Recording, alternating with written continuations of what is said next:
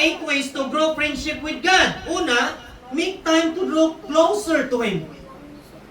Maghatag ka panahon.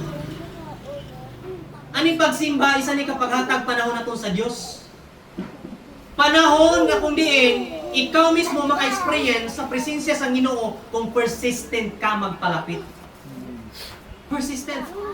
Sino di always nagasimba kag nami gid yung mood kada simba? Sino? Ipang-impart man na kung amo ka mo na always. Ano bilang, yes, Domingo naman. Kaya mo na? Every Sunday kid, na-experience mo na, yes!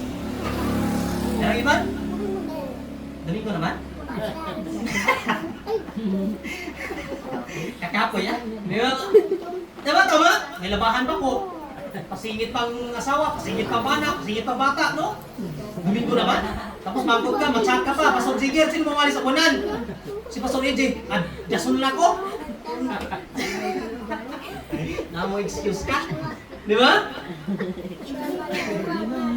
That's why di ka magtubo. Amen? Di ka gid magtubo ya. Kaya nga sa imo paminsarot tagi pusoon, wala na sa Dios. Nakapokus ka sa tao. Tama? Kung nakapokus ka sa tao, my goodness. Di mo ikaw ka na presensya ni Lord.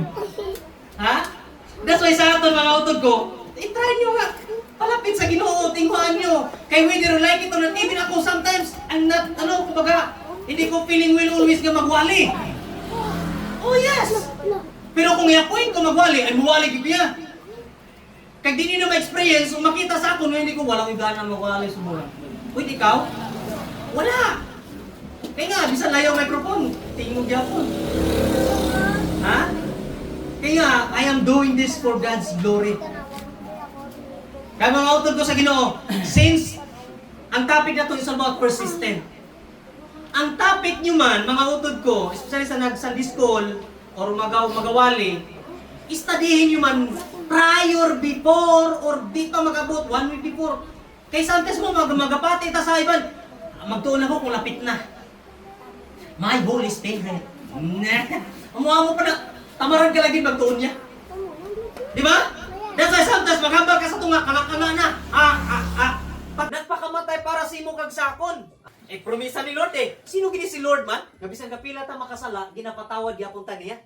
Pero paano na ihatag sa Ginoo ang blessing nga ginapangayo mo, ginapangamuyo mo kung ikaw mismo nagkulang sa Ginoo?